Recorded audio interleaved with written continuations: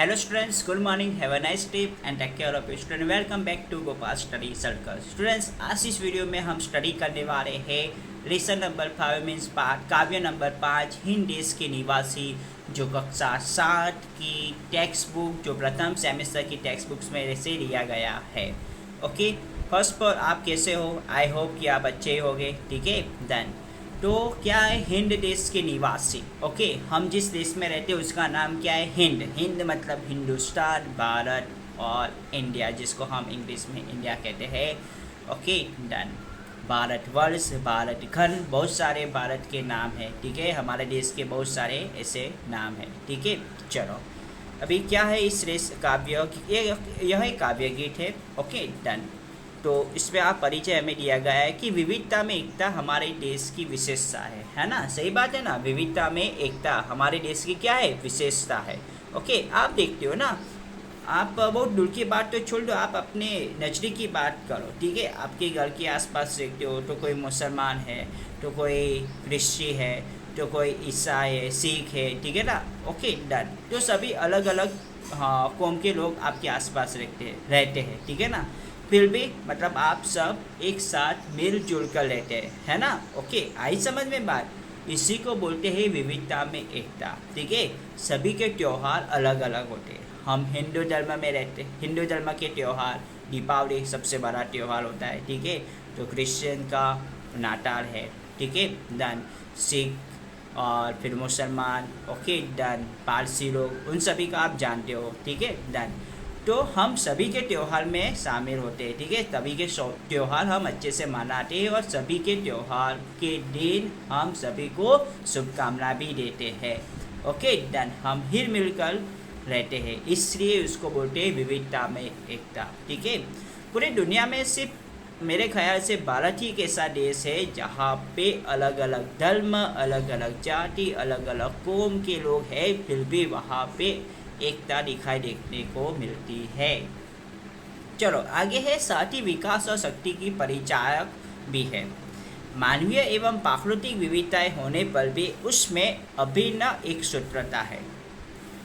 विभिन्न दृष्टांतों द्वारा इस काव्य में भारत की भव्यता एवं दिव्यता का गान किया गया है। Okay done. चलो इसके पहले शब्दार्थ है वो अच्छे से समझ रहे थे। कुक, कुक का मतलब होता है कोयल की आवाज़। पपीहा, पपीहा मतलब एक पक्षी का नाम है। ठीक है। टेर का मतलब हुआ है पपीहे की पुकार। ओके, और तराना का मतलब होता है गीत। पंथ, पंथ का मतलब होता है रास्ता, और निराला का मतलब होता है अनूठा। मंजिल का मीनिंग होता है डे। ओके अभी देखते हैं। चलो मैं ट्राई करूँगा। ठीक है डन। आप ट्राई करना अच्छे से राग में गाने के लिए। ठीक है, राग में गाओ आप। ठीक है, सुर ताल के साथ गाओ, यह बहुत ही अच्छी काव्य है। ठीक है डन। देखो मैं ट्राई करूँगा अच्छे से सुर ताल में गाने का। ओके डन, आप ट्राई करो। Okay done. शायद अगर बुरा लगे तो माफ़ कर देना, अच्छा अगर सुर ताल ना हो, ठीक है, राग अच्छा ना हो तो सॉरी। आप भी ट्राई करना अच्छे से। ठीक है डन। हिंद देश के निवासी सभी जन एक है, रंग रूप वेश भाषा चाहे अनेक है। बेला गुलाब जूही चंपा चमेली, प्यारे प्यारे फूल गुंथे माला में एक है। कोयल की कुक न्यारी, पपीहे की टेर प्यारी, गाढ़ ही तराना बुलबुल लाग मगर एक है। गंगा यमुना ब्रह्मपुत्र कृष्णा कावेरी, जाके मिल गए सागर में हुई सब एक है। धर्म अनेक जिनका सार वही है, पंथ है निराले सबकी मंजिल तो एक है। ठीक है डन। आप अच्छे से ट्राई करना लाख सुरताल में गाने के लिए। ठीक है डन। चलो क्या है अभी उसको थोड़ा बहुत विस्तार में समझ लेते हैं। हिंद देश के निवासी सभी जन एक है, मतलब हम उस हिंद देश के निवासी हैं। ठीक है डन। और सभी जन एक है मतलब एक सूत्र में मिले हुए हैं। चाहे यहाँ के लोगों का रंग अलग क्यों ना हो, यहाँ के लोगों के रूप, वेश और उसकी भाषा चाहे अनेक हो। ठीक है ना डन। आप देखते हो कि हम गुजरात में रहते हैं तो गुजरात की जो भाषा है, ठीक है, मदर टंग गुजराती है। महाराष्ट्र में जाओगे तो वहाँ पे मराठी बोलने वाले लोग देखने को मिलेंगे ज़्यादातर। पंजाब में जाओगे तो पंजाबी, हरियाणा में जाओगे तो हरियाणवी, ठीक है ना डन। तो बहुत डिफरेंट भाषा बोलने के फिर तमिलनाडु जाओ साउथ में जाओगे तो आपको तमिल, तेलुगु, कन्नड़, मलयालम, ठीक है ना, देन अलग अलग भाषाएं बोलने वाले लोग आपको देखने को मिलेंगे। और सबकी रंग भी अलग होते हैं, सबके लुक भी अलग होता है और सबकी वेशभूषा भी अलग अलग होती है, ठीक है। डन। अभी यहाँ पे एक अच्छे से एक उदाहरण के साथ हमें बताएगी, वेरा गुलाब जूही चंपा चमेली, प्यारे प्यारे फूल गूथे माला में एक है, ठीक है। डन।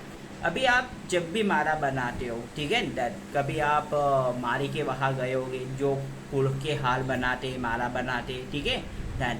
तो वहाँ पे आपने देखा होगा कई बार वो एक ही फूल की माला भी बनाते और कई बार ज़रूरत के हिसाब से मतलब अलग अलग फूलों को साथ में जुड़कर एक अच्छी माला भी बनाते हैं, है ना, जिसमें वेरा भी लगाते हैं, गुलाब भी लगाते हैं, जूही, चंपा, चमेली, प्यारे प्यारे गुल एक माला के अंदर वो बिछोते हैं, ठीक है ना। इसी तरह से हम अलग अलग रंग, अलग अलग रूप, अलग अलग वेशभूषा, अलग अलग भाषा बोलने वाले सभी लोग एक माला की जैसे एक साथ जुड़े हुए हैं, ठीक है ना। कोयल की कूक न्यारी, मतलब कोयल की जो कूक मतलब जो पुकार होती है ना, आवाज़, ओके, वो बहुत ही प्यारी होती है, न्यारी होती है, ठीक है। आप सभी ने भी सुना होगा कोयल जब बोलती है कैसे बोलती है, कू कू, ऐसा समथिंग, है ना, यस। पपीए की टेर प्यारी, टेर मतलब पुकार, पपीए क्या मतलब एक प्रकार का पक्षी होता है, ठीक है, उसकी जो पुकार होती है वो बहुत ही प्यारी है। गा रहे तराना बुलबुल, लाग मगर एक है, तराना मतलब गीत, यहाँ पे जो बुलबुल नामक एक पक्षी है ना, उसका जो गीत है ना वो बहुत ही डिफरेंट है, अलग है, पर सभी का लाग एक है ना, सभी का लाग मतलब क्या है, एक है, ओके, डन। अभी दूसरे पंक्ति में आगे बताया कि गंगा यमुना ब्रह्मपुत्र कृष्णा कावेरी, जाके मिल गए सागर में हुए सब एक है, ठीक है। आपको एक बात बता दूँ, जितनी भी सारी नदियाँ है ना, ओके, वो सारी नदियाँ, ठीक है, ओके, तो वो सारी नदियाँ मतलब किस में समा जाती है, लास्ट में मतलब अंत में सागर में समा जाती है, ठीक है, डन। तो गंगा मतलब हमारे भारत देश की सबसे बड़ी नदी का नाम क्या है, गंगा है, ठीक है। फिर यमुना, ब्रह्मपुत्र, कृष्ण, कावेरी, बहुत सारी जितनी भी नदियाँ है ना, वो सारी नदियाँ किस में समा जाती है, सागर में समा जाती है, ओके, डन। अभी आपको एक बात बता दूँ, ठीक है, जनरल नॉलेज का यह क्वेश्चन है कि आपको एक पूछा जाएगा कि भारत की वह कौन सी एक नदी है जिसका नाम पुल्लिंग में आता है, ठीक है, मतलब पुरुष लिंग में आता है, ठीक है ना, डन। तो वह है ब्रह्मपुत्र, यस, ब्रह्मपुत्र एक ऐसी नदी है ना जिसका जो नाम है ना वो पुल्लिंग में गिना जाता है, ठीक है, डन। वो सारी नदियाँ किस में समा जाती है, सागर में, आपने देखा होगा, ठीक है, आपने सोशल साइंस मतलब सामाजिक विज्ञान में यह पढ़ा भी होगा, ठीक है, कि कुछ नदियाँ बंगाल की मतलब खाड़ी में, बंगाल की खाड़ी में, बे ऑफ बंगाल में समा जाती है, तो कुछ नदियाँ है वो मतलब अरेबियन से मतलब अरबी समुद्र में समा जाती है, ठीक है ना, ओके। इसी तरह से धर्म है अनेक जिनका सार वही है, समझ में आ रहा है ना, हमें यहाँ पे सभी लोगों का धर्म अलग अलग है पर उसका सार क्या है, एक ही है। उसका जो बोलते हैं ना दे रास्ता मतलब उसका जो सही तरीका, ओके, वो क्या है, एक ही है, डन। पंथ है निराले, मतलब यहाँ के लोगों की जो पंथ है, रास्ते, ठीक है, वो सबके निराल है पर सबकी मंजिल तो एक है। निराला मतलब अनूठा है, ठीक है ना, मतलब सभी के रास्ते अनूठे होते हैं, ठीक है, पर उनकी जो मंजिल है वो क्या है, एक ही है, ओके, डन।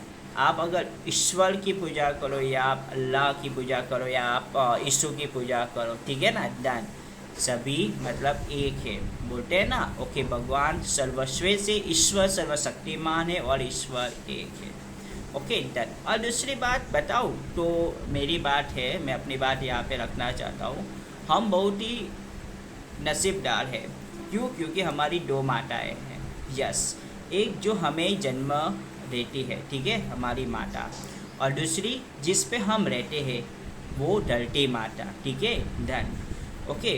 तो दोनों का ऋण हमें चुकाना है, यस। तो हमें जीवन में अच्छे कर्म करने हैं, अच्छे से पढ़ाई करनी है, अच्छे से आगे बढ़ना है और एक दूसरे की मदद करके हमारे देश को, हमारी धरती माता को, ठीक है, और हमारे परिवार का नाम रोशन करना है। आ रहे ना समझ में? और सबका जो ऋण है वो चुकाना है और आगे बढ़ना है, हर जगह खुशियाँ फैलाना है, ठीक है ना? ओके, सो अगर हर साथ में मिलकर रहेंगे ना तो कोई भी बाहर का इंसान, ठीक है, देन हमें हरा नहीं पाएगा। ओके डन, क्योंकि एकता में क्या होती है? ताकत होती है। आ रहा है ना समझ में? आई होप कि आपको यह समझ में आया होगा, ठीक है, डन। सो इस जो मतलब हिंद देश के निवासी है, ठीक है, तो आपके मन में ऑलवेज एक बात ऑलवेज प्राउड होनी चाहिए, आपको ऐसा फीलिंग होना चाहिए, प्राउड फील होना चाहिए कि हम हिंद देश के निवासी, हम भारत के निवासी है यार, we are Indians. Okay done. जब आप ऐसे वर्ड्स बोलते हो ना, ठीक है, तो अंदर से कुछ ऐसा फीलिंग्स आता है ना, ओके, जो आपको मतलब आपके देश के लिए, ठीक है, वो कुछ करने का जुनून, ठीक है, डन, वो निकल आता है। ओके, सो आई होप कि आपको ये समझ में आया होगा। Wish you all best for this world, good luck and best of luck. और अच्छा लगा यह वीडियो, ठीक है, अच्छे से अगर मैंने समझाया है तो प्लीज़ चैनल को सब्सक्राइब, शेयर एंड लाइक करना मत भूलना। जय हिंद एंड जय भारत।